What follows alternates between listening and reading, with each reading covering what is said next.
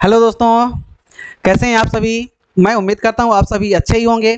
ठीक है, तो आइए पुनः फिर से मैं आप लोग के सामने मौलिक अधिकार से संबंधित लेकर के, ठीक है, जो हमने इसके पहले वाले वीडियो में मौलिक अधिकार हमारा कंप्लीट नहीं हुआ था, अधूरा था, आज मैं उसको पूरा करने जा रहा हूं। ध्यान रखिएगा, तो मौलिक अधिकार को जरूर देखिएगा। ठीक है, आइए मैं आप सभी लोगों को पुनः फिर से एमएसडी लक्ष्य प्लेटफॉर्म में आप सभी का स्वागत करता हूं। ध्यान रखिएगा। ठीक है, चलिए, तो आज यहां पर जो मौलिक अधिकार हमारा अधूरा रह गया था, आज मैं उसको पूरा कर दूंगा। ठीक, बहुत इंपॉर्टेंट टॉपिक है दोस्तों। मौलिक अधिकार आप तो जानते ही हैं, ये हमारे अधिकार होते हैं। ठीक है, हम इसके बिना नहीं जी सकते हैं। ध्यान रखिएगा, यही तो हमारे जीने का आधार है। मौलिक अधिकार ही हमारे जीने का आधार है, इसलिए हमको जानना बहुत जरूरी है। ठीक है, तो यहां पर देखते हैं कि मौलिक अधिकार को लेकर के यदि हम बात करें तो कितने मौलिक अधिकार हम कल पढ़ चुके थे। ठीक है, यहां पर आप एक बार देखिएगा। ठीक है, मौलिक अधिकार संबंधित बात करते हैं। यहां पर देख सकते हैं मौलिक अधिकार, फंडामेंटल राइट की बात करते हैं, जो कि संविधान के भाग 3 में है और अनुच्छेद 12 से 35 तक का प्रावधान है। ठीक है, यहां पर स्रोत की बात करते हैं, अमेरिका के संविधान से लिया गया है। संख्या वर्तमान में कितनी है, तो वर्तमान में संख्या कितनी है, वर्तमान में ध्यान रखिएगा, वर्तमान। ठीक है, तो वर्तमान में संख्या 6 है। ठीक है, और उसके पहले मूल संविधान की बात करें तो मूल संविधान में कितने मौलिक अधिकार थे, 7 मौलिक अधिकार थे। ध्यान रखना। ठीक है, तो मूल संविधान में मौलिक अधिकारों की संख्या 7 थी, लेकिन वर्तमान में 6 है। तो किसे हटा दिया गया है, तो हटाया गया है संपत्ति के अधिकार को। इसके पहले वाले वीडियो में बता चुका हूं। ठीक है ना, तो किसको हटाया गया है दोस्तों, तो ध्यान रखिएगा, संपत्ति के अधिकार को हटाया गया है। ठीक है, संपत्ति के अधिकार।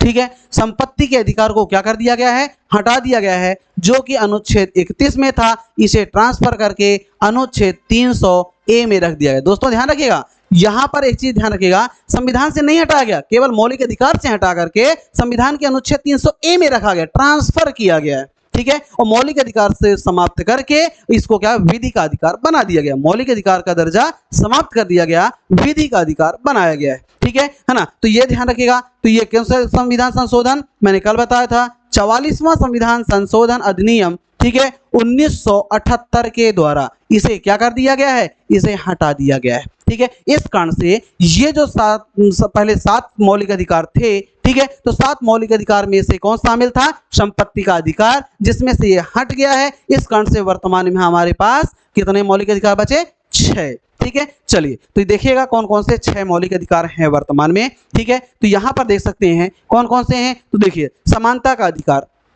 कौन सा मौलिक अधिकार हमारे पास, देख सकते हैं, समानता का अधिकार है, स्वतंत्रता का अधिकार है, शोषण के विरोध अधिकार है, धार्मिक स्वतंत्रता का अधिकार है, संस्कृति और शिक्षा का अधिकार है, संवैधानिक उपचारों का अधिकार। ये हमारे पास मौलिक अधिकार, जिसमें से यदि हम बात करें, इसके पहले वाले वीडियो की यदि हम बात करें तो यहां पर कहां तक, शोषण के विरुद्ध अधिकार तक हम पढ़ चुके हैं। मतलब अनुच्छेद 14 से लेकर के कहां तक हम पढ़ चुके हैं, 14 से लेकर के 24 अधिकार हम पढ़ चुके हैं। हमारे पास बचे कितने, 25 से लेकर के 35। इसको हमको क्या करना है, पढ़ना है। ठीक है, तो आज यहां पर धार्मिक स्वतंत्रता का अधिकार, संस्कृति और शिक्षा का अधिकार, संवैधानिक उपचारों का अधिकार, इसके बारे में आज जानेंगे और आगे पढ़ेंगे। ठीक है, तो चलिए, तो यहां पर हम देखते हैं, आइए ये देखिए, सबसे पहले हम देखते हैं धार्मिक स्वतंत्रता का अधिकार की बात करते हैं। ठीक है, जब धार्मिक स्वतंत्रता के अधिकार की बात करते हैं, ठीक है, तो यहां पर आप देख सकते हैं धार्मिक स्वतंत्रता का अधिकार में, ठीक है, राइट टू रिलीजियस फ्रीडम। ठीक है,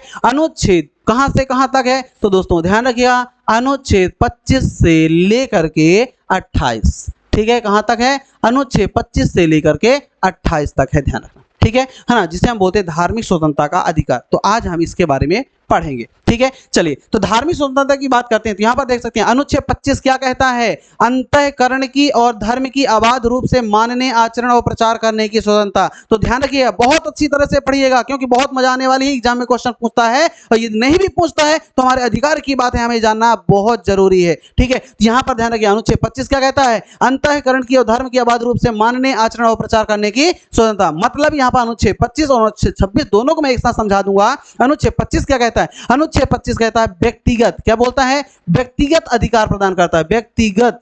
ठीक है। तो यहाँ पर ध्यान रखिएगा, व्यक्तिगत स्वतंत्रता की बात कहता है, ध्यान रखना, व्यक्तिगत स्वतंत्रता की बात कौन कहता है? अनुच्छेद 25, ठीक है। जबकि अनुच्छेद 26 क्या कहता है? सामूहिक रूप से स्वतंत्रता की बात कहता है, सामूहिक रूप से धर्म को मानने की बात कहता है। तो यहाँ पर ध्यान रखिएगा, व्यक्तिगत रूप से धर्म को मान सकते हैं, अनुच्छेद 25 कहता है। तो मतलब ये है, अंतःकरण का मतलब क्या होता है? हमारी अंतरात्मा। क्या होता है? हमारी अंतरात्मा से जिस प्रकार से मन चाहेगा, जिस प्रकार से हमारा अंतरात्मा कहेगी, हम उसी प्रकार से भगवान को मानेंगे, हम ईश्वर को उपासना करेंगे, ठीक है। चाहे हम जैसे एग्जांपल की बात करें, बहुत से ऐसे लोग होते हैं कि जल ढाल कर नहलाते हैं। क्या करते हैं? जल ढाल कर नहलाते हैं। बहुत से लोग होते हैं सीधे से प्रणाम कर लेते हैं। बहुत से लोग होते हैं अगरबत्ती जलाकर पूजा करते हैं। बहुत से लोग होते हैं, वो अपनी स्वतंत्रता है, चाहे हम डंडे मार कर पूजा करें, लेकिन हमारी स्वतंत्रता है, ध्यान रखिएगा, ठीक है। ऐसा हुआ है ना, आप सुने हैं, एक आध बार सुने कि नहीं सुने, ठीक है, कि भगवान शिव का एक भक्त था, वो क्या करता था? खाना खाने से पहले नहा धो करके क्या करता? भगवान शिव को वो एक डंडा मारता था, ठीक है। जब एक डंडा मारता था तो भगवान मतलब उसकी पूजा से खुश थे, ठीक है। और एक दिन ऐसा हुआ, उससे चूक हो गई, या फिर जानबूझ के किया, ठीक है। क्या किया कि मतलब खाना खा लिया लेकिन मारा नहीं भगवान शिव को, ठीक है। भगवान शिव बोले ये क्या हो गया भाई, आज आज मेरी पूजा क्यों नहीं हुई है, ठीक है। तो भगवान शिव प्रकट होते हैं कि भाई आज क्या भूल हो गई मेरे से, आज आपने मेरे को, ठीक है, डंडे से क्यों नहीं मारा, ठीक है। भगवान शिव ने उसको दर्शन दिए और वो भी भक्त बोला कि भगवान मैं इसी इंतजार में था, मुझे पता था यदि ऐसा करने से हो सकता है कि मुझे आप दर्शन दे दे, ठीक है। तो देखिए भगवान खुश हुए, डंडा मारने से भी खुश होते हैं, ठीक है। तो मारना नहीं है, ध्यान रखना, ऐसा नहीं कि पता चले कि अब आप लोग क्या करें, उठाएं डंडा और पीटना शुरू कर दे, बिल्कुल नहीं, ठीक है ना। चलिए, तो आपकी अंतरात्मा की बात करते हैं, जिस प्रकार से पूजा करना है कर सकते हैं, ठीक है। चाहे जैसे भी पूजा करें, हमें अगरबत्ती जलाकर पूजा करना है हम कर सकते हैं, ठीक है। हमें जल ढालकर पूजा करना है हम कर सकते हैं, ये हमारी व्यक्तिगत स्वतंत्रता है, ठीक है। हम 1 घंटे पूजा करें, 5 मिनट करें, 2 घंटे करें, 4 घंटा करें, वो हमारी व्यक्तिगत स्वतंत्रता। हमें कोई फोर्स नहीं कर सकता है कि आप 10 घंटे पूजा करो, आज आज आज आज सुबह से पूजा करो, शाम को पूजा करो, ऐसा कोई फोर्स नहीं कर सकता है। ये हमारी अंतरात्मा है। जब हमारी अंतरात्मा अच्छी होगी, साफ होगी, हम ईश्वर की आराधना कर सकते हैं और उसमें भी हमें फल भी प्राप्त होता है, हमें विश्वास भी होता है, ठीक है। यदि कोई जबरन कोई पूजा कराएगा तो क्या मतलब, हम पूजा कर भी रहे हैं, ठीक है, और हमें मतलब कि कोई मतलब ही नहीं, ठीक, पूजा करने में लगे हैं लेकिन जबरन करा रहे हैं ना, ठीक है। तो मन कहीं और ध्यान कहीं और, ठीक है, मन कहीं और, काम कहीं और, कार्य कुछ भी हो रहा है, ठीक है, हाँ। तो इस प्रकार से ऐसा नहीं होना चाहिए। इसी कारण से अनुच्छेद 25 क्या कहता है कि व्यक्तिगत रूप से जिस प्रकार से आपको धर्म को मानना है, प्रचार करना है या पूजा पाठ करना है, ये अपनी आपकी अंतरात्मा है, आपकी इच्छा है, जैसा करना हो कर सकते हैं, अनुच्छेद 25 कहता है। अनुच्छेद 26 क्या कहता है? अनुच्छेद 26 कहता है धार्मिक कार्यों के प्रबंध की स्वतंत्रता। ध्यान रखिएगा, यहाँ पर बताया मैंने, अनुच्छेद 25 कहता है व्यक्तिगत रूप से, अनुच्छेद 26 जो है, तो अनुच्छेद 26 क्या कहता है? अनुच्छेद 26 स्पष्ट रूप से कहता है कि सामूहिक रूप से, किसकी बात कर रहा है? सामूहिक। तो ध्यान रखिएगा, सामूहिक रूप से बात करता है, ठीक है। क्या बात कर रहा है? सामूहिक रूप से, व्यक्तिगत नहीं, सामूहिक रूप से आप क्या कर सकते हैं? धर्म के कार्यों को उसका प्रबंध कर सकते हैं, प्रचार कर सकते हैं, पूजा पाठ कर सकते हैं। धर्म मतलब सामूहिक रूप से 2 लोग, 4 लोग, 10 लोग, 20 लोग, 1000 लोग, जितने भी समूह आप एकत्रित कर सकते हैं, आप क्या कर सकते हैं? मतलब कार्य की प्रबंध भी कर सकते हैं, ठीक है। कोई समिति बना सकते हैं, कोई कमेटी बना सकते हैं, कोई ट्रस्ट बना सकते हैं, उसके माध्यम से क्या कर सकते हैं? धर्म का प्रचार कर सकते हैं। ये सामूहिक रूप से आप कर सकते हैं। अनुच्छेद 26 आपको स्वतंत्रता प्रदान करता है। जैसे एग्जाम्पल की बात करें, आप यहाँ पर देखते हैं, मान लीजिए रामनवमी, ठीक है ना। रामनवमी में क्या करते हैं? हम यात्रा निकालते हैं, ठीक है। राम जन्म से संबंधित क्या करते हैं? यात्रा निकालते हैं, ठीक है। जब यहाँ पर शोभा यात्रा निकालते हैं रामनवमी में, ठीक है, तो सामूहिक रूप से मिल करके हम क्या करते हैं? उसको शोभा बढ़ाते हैं और उसको मतलब कि आगे की ओर बढ़ाने का प्रयत्न करते हैं और धर्म का प्रचार करते हैं। क्लियर है, ठीक है। तो हम इस प्रकार से कैसे कर सकते हैं? अनुच्छेद 26। तो ध्यान रखिए दोस्तों, अनुच्छेद 25 क्या कहता है? व्यक्तिगत स्वतंत्रता की बात कहता है, लेकिन अनुच्छेद 26 क्या कहता है? सामूहिक रूप से रह करके धर्म का प्रचार करना है, धार्मिक कार्यों के प्रबंध की धार्मिक कार्यों का प्रबंध करना है, कोई समिति बनाना है, उसको ट्रस्ट बनाना है, ये अनुच्छेद 26 के आधार पर कर सकते हैं। अनुच्छेद 27 क्या कहता है? किसी विशिष्ट धर्म की अभिवृद्धि के लिए करों के संदाय के बारे में स्वतंत्रता। देखिए स्पष्ट रूप से बोल रहा है अनुच्छेद 27 क्या कहता है, बिल्कुल आसान भाषा में देखिएगा कि किसकी बात कर रहा है? करों के संदाय की बात। तो मुझे एक चीज बताइए, अनुच्छेद 27 कितनी अच्छी है यहाँ पर व्यवस्था बना के दिया है, कितने अच्छे संविधानिक जो संविधान बनाने वाले कितने अच्छे आर्टिकल डाल दिए हैं, ठीक है, कि धर्म से संबंधित किसी भी प्रकार का कोई कर नहीं लिया जा सकता है। ना तो लिया जाता है ना लिया जा सकता है। समझ में आ गया? ठीक है, ये कौन कहता है? अनुच्छेद 27। क्या कर लगता है? टैक्स लगता है क्या? ठीक है, धर्म से संबंधित टैक्स कभी दिए हैं आप? किसी मंदिर में जाते हैं तो टैक्स लगा है क्या? कभी नहीं लगा। ठीक है, तो टैक्स नहीं लगता। हाँ, एक चीज जरूर ध्यान दिए होंगे। ठीक है, कभी कभी शुल्क के रूप में उस जो रसीद मिलती है, कभी किसी मंदिर में गए, यदि 50 रुपए की रसीद कटती है, 100 रुपए कटती है, 5 रुपए कटती है, 10 रुपए, उसमें लिखा रहता है शुल्क। क्या लिखा रहता है? शुल्क के रूप में लिखा रहता है। ध्यान रखिएगा। ठीक है, तो ध्यान रखिएगा, शुल्क के रूप में लिखा रहता है, टैक्स नहीं लिखा रहता। ठीक है, तो आपकी इच्छा है, वो आपकी जो शुल्क लिया जा रहा है तो आपकी सुविधा के लिए ही लिया जाता है कि आप वहां पर जाते हैं। ठीक है, जो भी आपको सुविधा प्रोवाइड की जाती है उस सुविधा को बनाए रखने के लिए, उस व्यवस्था को बनाए रखने के लिए कुछ शुल्क आपसे ले लिया जाता है। ध्यान, लेकिन टैक्स कभी भी नहीं लिया जाता है। चलिए नेक्स्ट बात करते हैं, यहां पर ध्यान रखिएगा, अनुच्छेद 28 की हम बात करते हैं।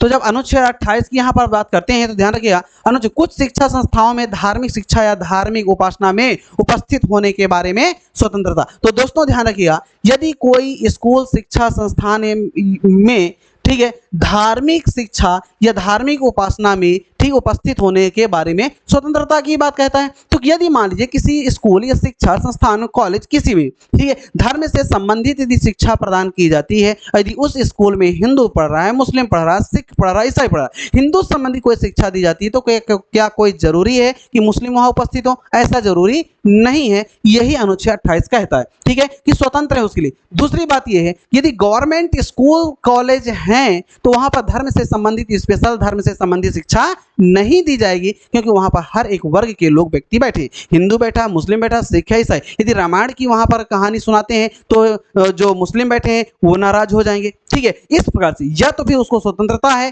ठीक है, कि यदि रामायण की कहानी सुना रहे हैं तो वो उपस्थित ना हो। ठीक, इसके लिए अनुच्छेद 28 क्या है? ये हमारे लिए बना हुआ है। ठीक है, कि हमें स्वतंत्रता है कि हमें उपस्थित होना है या नहीं होना है। ठीक है, धर्म से संबंधित शिक्षा दी जाती है किसी स्कूल में तो हमें उपस्थित होना है या नहीं होना, ये हमारी स्वतंत्रता है। क्लियर, समझ में आ गया? ठीक है, चलिए, तो यहाँ पर यदि गवर्नमेंट कॉलेज स्कूल है तो गवर्नमेंट स्कूल कॉलेज में ऐसा अनुमति ही नहीं है कि ऐसी शिक्षा प्रोवाइड करें। क्लियर, चलिए, तो इस प्रकार से इससे स्वतंत्रता है हमें। चलिए हम नेक्स्ट आगे देखते हैं, ये देख सकते हैं संस्कृति और शिक्षा का अधिकार। ठीक है, संस्कृति और शिक्षा के अधिकार को लेकर यदि हम बात करते हैं तो यहाँ पर देख सकते हैं right to culture and education. ठीक है, संस्कृति और शिक्षा का अधिकार की बात करते हैं तो देखिएगा अनुच्छेद इसमें कितने हैं? अनुच्छेद 29 और अनुच्छेद 30, 2 आर्टिकल हैं। ध्यान रखिए, बहुत अच्छे आर्टिकल, बहुत इंपॉर्टेंट है, ध्यान रखना। ठीक है, क्या बोल रहा है? अल्पसंख्यक वर्गों के हितों का संरक्षण की बात कहता है। वाह, क्या बात! अल्पसंख्यक समुदाय, अल्पसंख्यक मतलब समझते हैं क्या होता है? मतलब ऐसा समूह जहां पर, ऐसा समूह जहां पर कोई धर्म, ठीक है, धर्म रहे, एक या दो धर्म रह रहे हैं, लेकिन किसी एक धर्म की संख्या ज्यादा है और किसी एक धर्म की संख्या कम है। ठीक है, जैसे मान लीजिए यहां पर हम बात करते हैं हिंदू, ठीक है, और मुस्लिम।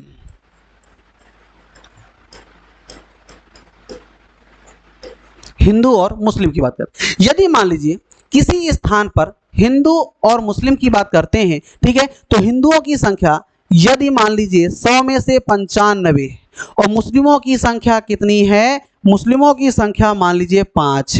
ठीक है, तो मुस्लिमों की यदि संख्या 5 है तो इसमें से अल्पसंख्यक कौन कहलाएंगे दोस्तों? ठीक है, तो ध्यान रखिएगा, ये जो मुस्लिम हैं वो कौन कहलाएंगे? मुस्लिम जो हैं वो अल्पसंख्यक कहलाएंगे। क्या कहलाएंगे? अल्पसंख्यक।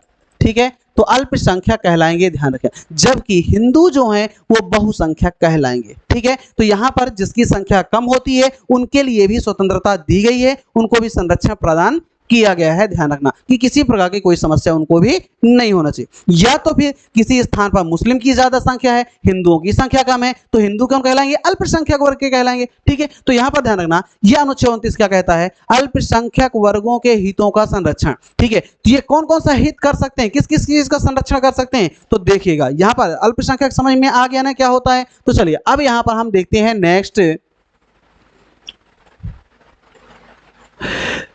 चलिए यहां पर देखिए अल्पसंख्यक वर्गों के हितों का मतलब, अल्पसंख्यक जो व्यक्ति हैं वो अपनी शिक्षा,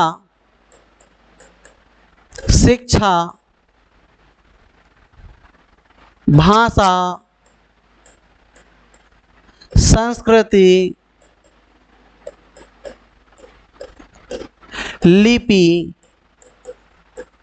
ठीक है, इसको लेकर के संरक्षण प्राप्त है। ठीक है, मतलब कि यहाँ पर देख सकते हैं अल्पसंख्यक वर्ग जहां पर रहते हैं वो अपनी शिक्षा को संरक्षित कर सकते हैं, पढ़ लिख सकते हैं, अपनी भाषा जो उनकी भाषा है तो भाषा को ठीक संरक्षित कर सकते हैं, संस्कृति जो उनका कल्चर है या संस्कृति है वो अपना संरक्षण कर सकते हैं, या उनकी जो लिपि है उसको भी संरक्षित कर सकने का अधिकार है। ठीक है, ऐसा नहीं है कि पता चले कि हिंदुओं की संख्या ज्यादा मुस्लिमों की संख्या कम है तो ऐसा नहीं बोल सकते हैं यार तुम लोग का कल्चर, जो आप लोग का कल्चर है वो कल्चर सही नहीं है। ठीक है, हम जो इतने सारे हिंदू हैं, ठीक है, आप लोग को देख करके हमारे भी, ठीक है, जो घर वाले हैं या जो हमारी संस्कृति है वो भी बिगड़ती जा रही।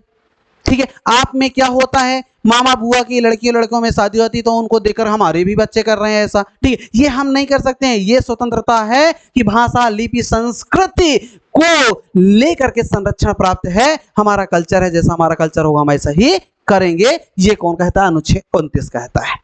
ठीक है, अनुच्छेद 30 क्या कहता है? शिक्षा संस्थाओं की स्थापना और प्रशासन करने का अल्पसंख्यक वर्गों का अधिकार। फिर से अल्पसंख्यक समुदाय आ गया। ठीक है, तो यहां पर ध्यान रखिएगा क्या बोलता है, अल्पसंख्यक व्यक्तियों को शिक्षा, कोई भी संस्था खोलने का अधिकार है, स्थापना करने का अधिकार है और उसको चलाने का भी अधिकार, संचालक भी बन सकते हैं, डायरेक्टर भी बन सकने का अधिकार है। ठीक है, ऐसा नहीं कह सकते हैं कि यार हम स्कूल खोले हैं, कॉलेज खोले हैं, यहाँ पर अल्पसंख्यक समुदाय के लोग कुछ रहते हैं, वो लोग स्कूल ना खोले, वो लोग भी जो भी 4-5 घर है वो हमारे स्कूल में भेजे। क्या जरूरी है? क्या क्यों अपन स्कूल में भेजे? उनका भी तो अधिकार है, आप भी उनके स्कूल में भेज सकते हैं। ठीक है, तो उनको भी अधिकार है, अल्पसंख्यक समुदाय के व्यक्तियों को भी अधिकार है कि वो अपनी शिक्षा संस्थान, चाहे कोई स्कूल हो, कॉलेज हो, कुछ भी खोल सकता है, उसका संचालन कर सकता है। ठीक है, ये अनुच्छेद 30 कहता है अल्पसंख्यकों को लेकर के ध्यान रखना।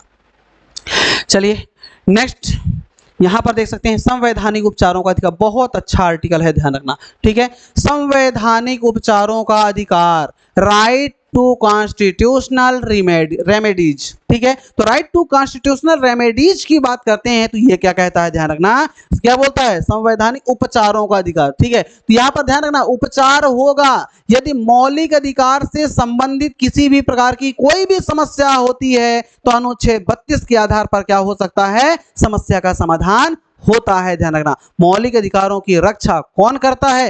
ध्यान रखना, तो अनुच्छेद जो 32 है एक मौलिक अधिकार स्वयं है। क्या चीज है? अनुच्छेद 32 स्वयं मौलिक अधिकार होते हुए भी सभी मौलिक अधिकारों की रक्षा करता। जैसे मैं एग्जांपल बता दूं कि हम लोग यहाँ पर देखें कि कभी स्कूलों में पढ़े, स्कूल में एक क्लास लीडर होता था। ठीक है, एक क्लास लीडर बना दिया जाता था। ठीक है, जिसकी देख रेख ये जो भी कोई समस्या होती थी उसको वो देखता था। तो एक चीज बताइए कि क्या वो स्टूडेंट नहीं था? था। ठीक है, किसी स्टूडेंट को बनाते हैं तो स्टूडेंट मतलब कोई एक स्टूडेंट, ठीक है, की बात करते हैं, वो एक स्टूडेंट है। ठीक, क्लास लीडर क्या है? एक स्टूडेंट है, लेकिन सभी स्टूडेंटों की रक्षा करता है, सभी स्टूडेंटों की समस्या का समाधान करता है। उसी प्रकार से अनुच्छेद 32 एक मौलिक अधिकार है और सभी मौलिक अधिकारों की रक्षा करता है। मतलब ये बात कर सकते हैं, दूसरी भाषा में ये भी बोल सकते हैं कि उपचार ये क्या है? एक हॉस्पिटल है। क्या चीज है? हॉस्पिटल है। ध्यान रखना, इसके पास 2 डॉक्टर हैं। किसके पास? संवैधानिक उपचारों के पास 2 डॉक्टर हैं। ध्यान रखना, ठीक है, उपचार कहाँ होता है? हॉस्पिटल में। किसके माध्यम से? सुप्रीम कोर्ट और हाई कोर्ट के माध्यम से उपचार होते हैं। ध्यान रखना, जिसके माध्यम से रिट जारी होते हैं। क्या होते हैं? रिट जारी होते हैं। ठीक है, उनके पास गोली, दवाई, दारू जो होती है, ठीक है, तो क्या होती है? मतलब उनके पास गोलियों की बात कर रहे हैं। ठीक है ना, अन्यथा ना मत लेना, ध्यान रखना। ठीक है ना, हम यहाँ पर बात कर किए हैं। ठीक है, जो भी उपचार होते हैं क्या क्या मिलता है, क्या नहीं मिलता है, तो यहाँ पर ध्यान रखिएगा अनुच्छेद 32 के आधार पर किसको? सुप्रीम कोर्ट को ये अधिकार है कि रिट जारी कर सकती है। किसी प्रकार के मौलिक अधिकार संबंधी कोई उल्लंघन होता है, कुछ भी होता है, तो क्या कर सकती है? रिट जारी कर सकती है। रिटों की संख्या कितनी है? 5। पहला देखिएगा, पहले की हम बात करते हैं बंदी प्रत्यक्षीकरण। कौन सा है? बंदी प्रत्यक्षीकरण, ये है। दूसरा परमादेश, तीसरा प्रतिषेध, चौथा अधिकार पृच्छा, अधिकार पृच्छा, और 5वां यहां पर ध्यान रखिएगा उत्प्रेषण रेट।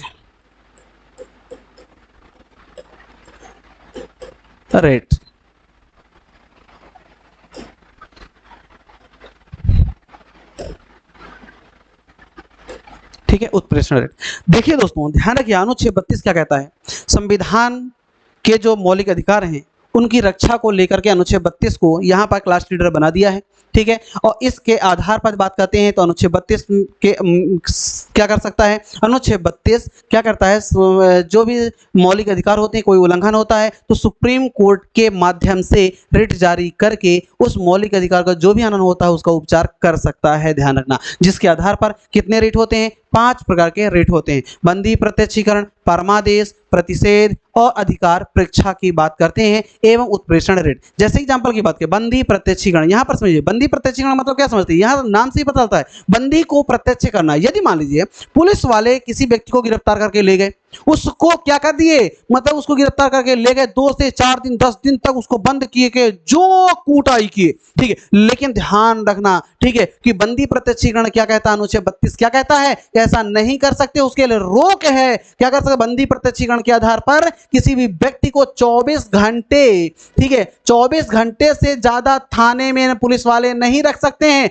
24 घंटे के अंदर अंदर कहां ले जाना पड़ेगा, मजिस्ट्रेट के सामने उसको पेश करना पड़ेगा। मजिस्ट्रेट को अधिकार है सजा देना, ठीक है, ना कि पुलिस वालों का। ध्यान रखना, ठीक है। इस कारण से ये कि देखो है उपचार हो रहा है, हमारे मौलिक अधिकार जीने का जो अधिकार है वो ले जा रहे हैं, बंद कर रहे हैं, ठीक है, थाने में रख लिए, 2 से 4 दिन 10 दिन तक रख रहे हैं, अपने मन मर्जी कर रहे हैं, ऐसा क्या है, नहीं कर सकते हैं। ये इसके लिए बना हुआ बंदी प्रत्यक्षीकरण, ठीक है, ये उपचार कर रहा है, ऐसा नहीं कर सकते हो। आपका अधिकार क्या है कि उसको गिरफ्तार करो और 24 घंटे के अंदर ले जाकर के कहां, सशरीर उसको ले जाकर के मजिस्ट्रेट के सामने पेश करो। ये देखिए, ठीक है। अनुच्छेद 33 क्या कहता है, ठीक है, अनुच्छेद 32 की बात करते हैं। अनुच्छेद 32 एक चीज और ध्यान रखना, अनुच्छेद 32 की बात करते हैं, इसे हम क्या बोलते हैं, ये क्वेश्चन पूछा जाता है कि किस आर्टिकल को या किस अनुच्छेद को क्या बोल सकते हैं, किस अनुच्छेद की बात करते हैं संविधान की आत्मा कहते हैं, किस अनुच्छेद को संविधान की आत्मा कहते हैं, तो ध्यान रखें, अनुच्छेद 32 को क्या बोलते हैं, संविधान की आत्मा कहते हैं। ठीक है, ये कई बार क्वेश्चन भी आ चुका है। वैसे तो पूरा मौलिक अधिकार ही संविधान का आत्मा है। डॉक्टर भीमराव अम्बेडकर ने क्या कहा है, भाग 3 जो मौलिक अधिकार है वो क्या है, वो संविधान की आत्मा है। लेकिन अनुच्छेद की यदि बात करें तो अनुच्छेद 32 को यहाँ पर ध्यान रखिए संविधान की आत्मा कहते हैं। ठीक है, चलिए, तो इस प्रकार से रिट जारी करते, ध्यान रखिएगा। दूसरी तरफ यदि बात करते हैं रिट जारी करने का अधिकार और भी किसी के पास है या नहीं है, ये देखते हैं। ठीक है, तो ध्यान रखिएगा,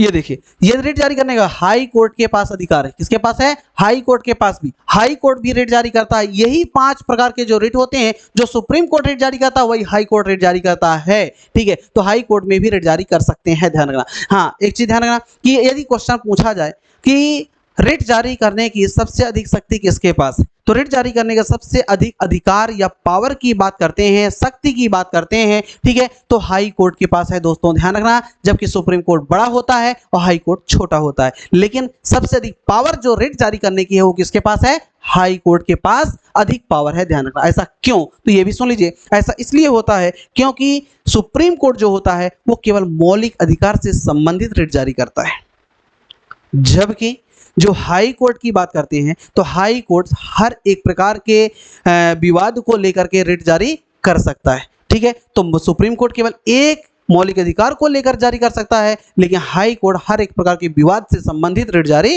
कर सकता है। इस कारण से सबसे अधिक पावर किसके पास, हाई कोर्ट के पास रिट जारी करने का अधिकार है। ठीक है, चलिए, तो ये हमारा अनुच्छेद 32 की हम बात कर रहे थे, ध्यान रखना। ठीक है, चलिए नेक्स्ट यदि हम बात करते हैं, यहां पर देखिएगा अनुच्छेद 33। अनुच्छेद 33 क्या कहता है, तो देखिएगा अनुच्छेद 33 की यदि हम बात करते हैं तो अनुच्छेद 33 क्या कहता है, इस भाग द्वारा प्रदत्त अधिकारों का बलों आदि को लागू होने में उपांतरण करने की संसद की स्थिति। दोस्तों ध्यान रखिए, आर्टिकल बहुत अच्छा है, ठीक है, और हमारे देश की सुरक्षा के महत्व को दृष्टि से देखते हुए बहुत अच्छा मौलिक अधिकार बनाया गया है। ठीक है, जो कि अनुच्छेद 33 इस भाग द्वारा प्रदत्त, इसका मतलब ये है, ठीक है, कि जो सैन्य बल होते हैं, कौन होते हैं, सैन्य बल, पुलिस बल, ठीक है, सैन्य बल, पुलिस बल, सीआरपीएफ जो भी होते हैं उनके लिए अधिकार है, उनके लिए अनुच्छेद 33 बना दिया गया है। कि दोस्तों ध्यान रखिएगा, ठीक है, ये हम अनुच्छेद 33 की में ये कहता है कि जिस भी राज्य के ऐसे बहुत से क्षेत्र हैं जहां पर मौलिक अधिकार नहीं लागू होते, वो कौन से क्षेत्र हैं? तो ध्यान रखिए, सैन्य बल, पुलिस बल या कोई भी मिलिट्री क्षेत्र की बात करते हैं, ठीक है, उस क्षेत्र में मौलिक अधिकार इनको प्राप्त नहीं होते हैं, मतलब इन्हें मौलिक अधिकार प्रदान नहीं किए जा सकते। क्यों? क्योंकि यदि इनको मौलिक अधिकार प्राप्त हो गया, ठीक है, तो वहां तो भीड़ जुट जाएगी।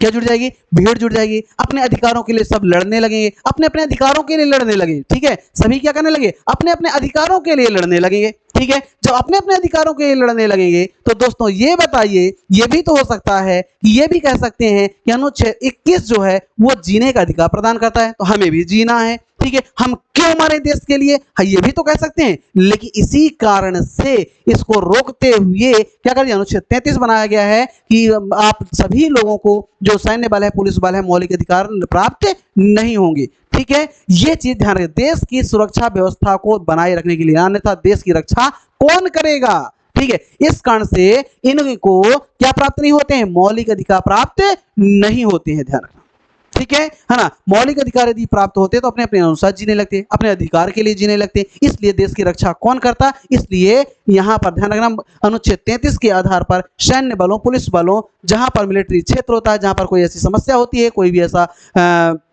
मतलब कि क्षेत्र होता है, उन क्षेत्रों में मौलिक अधिकार प्राप्त नहीं होते हैं, इन्हें ध्यान रखना। क्लियर? ठीक है, देखिए कितने अच्छे आर्टिकल हैं, ठीक है। तो हमारी रक्षा के लिए उन्हें मतलब बेचारों को ध्यान रखे मौलिक अधिकार तक प्राप्त नहीं होते हैं, ठीक है ना। लेकिन हम लोग कितने सुखी जीवन से रहते हैं, ठीक है ना। ये इस प्रकार से हम बात करते हैं अनुच्छेद 33 को, ध्यान रखिए। अनुच्छेद 34 क्या कहता है? जब किसी क्षेत्र में सेना विधि प्रवृत्त है तब इस भाग द्वारा प्रदत्त अधिकारों पर निर्बंधन की बात कहता है।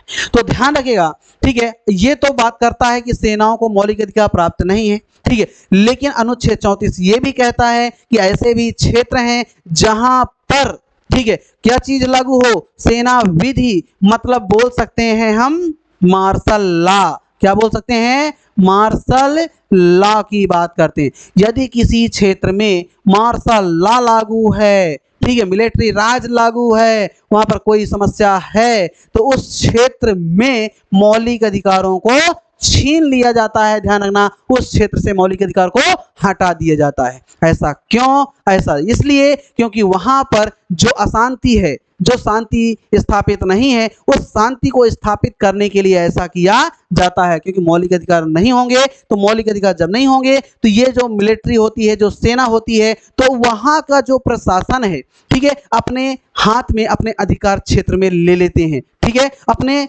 मतलब अपने अंडर में कंट्रोल कर लेते हैं, ध्यान, वहां का जो प्रशासन है अपने हाथों में ले लेते हैं। उनको असाधारण रूप से ये अधिकार प्रदान हो जाता है कि यदि किसी भी व्यक्ति को आवश्यकता पड़ती है तो मार्शल लॉ के आधार पर यदि हम बात कर सकें तो वहां पर किसी भी व्यक्ति को सेना क्या कर सकती है? फांसी भी दे सकती है, ये अधिकार हो जाता है, ध्यान रखना, ठीक है। तो बोलते हैं ना, क्या सेना की बात करते हैं, क्या फांसी दे सकती है? बिल्कुल दे सकती है। कौन से अनुच्छेद के आधार पर? अनुच्छेद 34 के आधार पर, जब किसी क्षेत्र में विधि प्रवृत्त है। कौन सा विधि प्रवृत्त है? मार्शल लॉ की बात करते हैं, ठीक है, मिलिट्री राज लागू है, कुछ भी ऐसा है तो वहां से मौलिक अधिकार को छीन लिया जाता है, ध्यान रखिएगा, मौलिक अधिकार हट जाते हैं और मतलब मिलिट्री राज लागू हो जाती है, उनका अधिकार, उनके नियम कानून चलने लगेंगे, हमारे मौलिक अधिकार नहीं चलेंगे। सामान्य जो प्रशासन है उसको समाप्त कर दिया जाता है, सामान्य प्रशासन को समाप्त कर दिया जाता है और उन जो मिलिट्री राज लागू होती है,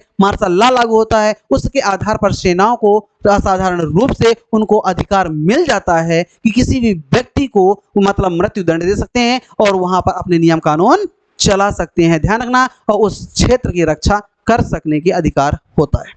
क्लियर? समझ में आ गया? ठीक है। तो अनुच्छेद 33 क्या कहता है?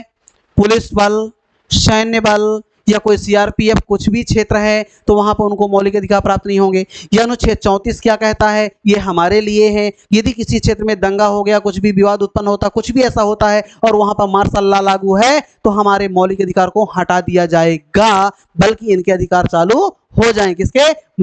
सेनाओं के अधिकार चालू हो जाते हैं, सेनाओं के कानून चालू हो जाते हैं, ध्यान रखना। क्लियर? ठीक है, चलिए नेक्स्ट हम बात करते हैं ये है अनुच्छेद 35, ये भी बहुत इंपॉर्टेंट आर्टिकल है, ध्यान रखना, ठीक है। यदि अनुच्छेद 35 की बात करते हैं तो इस भाग के उपबंधों को प्रभावी, ठीक है, प्रभावी करने के लिए विधान, इसका मतलब ये है कि अनुच्छेद 35 ये कहता है कि संसद को अधिकार है, किसको अधिकार है, संसद को अधिकार है कि मौलिक अधिकार से संबंधित, क्या कर सकती है, मौलिक अधिकार से संबंधित कानून बना सकती है।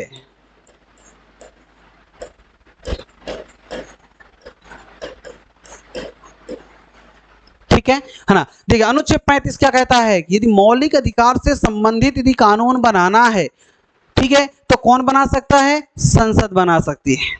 कौन बना सकती है, संसद को अधिकार है कि मौलिक अधिकार से संबंधित कानून बनाए, नियंत्रण करे या चेंज भी कर सकती है। जैसे एग्जांपल की बात करें, हमने यहाँ पर अनुच्छेद 33 की बात किया, अनुच्छेद 33 के आधार पर, अनुच्छेद 33 के आधार पर क्या कर सकती है, मौलिक अधिकार को चेंज कर सकती है। अनुच्छेद 16(3) ऐसे है कुछ का, अनुच्छेद 16(3) के आधार पर ये बात कर सकते हैं। तो 16(3) के आधार पर क्या कहा जाता है कि किसी भी यदि कहीं पर किसी की नियुक्ति होती है, नियोजन होता है, तो उस व्यक्ति को वहां पर रहने के लिए जो स्थायी मकान, रहने के लिए जो मकान वगैरह बनते हैं वो उसके लिए नियम बना सकती हैं कि वहां पर रहने की सुविधा प्रोवाइड किया जाए। ठीक है, तो ऐसे कई कानून संसद क्या कर सकती है, बना सकती है अनुच्छेद 35 के आधार पर। ध्यान रखना, यह भी एक मौलिक अधिकार है, ध्यान रखना, क्लियर है। ठीक है, तो दोस्तों ध्यान रखिएगा, हमने यहाँ पर देखा अनुच्छेद 12 से लेकर के 35, जिसमें से मैं यहाँ पर आप लोग को बताया हूँ अनुच्छेद 14 से, कहाँ से बताया हूँ, आर्टिकल तो हमारे पास 12 से 35 तक है, जिसमें से बात करते हैं 14 से लेकर के 35 तक यहाँ पर मैंने क्लियर किया है आप लोगों को, क्लियर है। ठीक है, अच्छा 12 में क्या है, 13 में क्या है, थोड़ा सा यहाँ पर बता दे रहा हूँ। 12 की जब हम बात करते हैं तो अनुच्छेद 12 क्या कहता है, परिभाषा बताता है। क्या बताता है, अनुच्छेद 12 में क्या बोलता है, परिभाषा है। और परिभाषा की बात करते हैं तो परिभाषा किसकी किसकी, तो यहाँ पर परिभाषा की बात करें 2 प्रकार की परिभाषाएं बताता है। ठीक है, एक तो विधायिका की, विधायिका, और दूसरा कार्यपालिका, विधायिका और कार्यपालिका। विधायिका में यदि हम बात करते हैं केंद्र की विधायिका और राज्य की विधायिका। ठीक है, केंद्र की विधायिका में किसको, संसद। ठीक है, राज्य की विधायिका में किसकी बात करेगा, विधानसभा या विधान मंडल।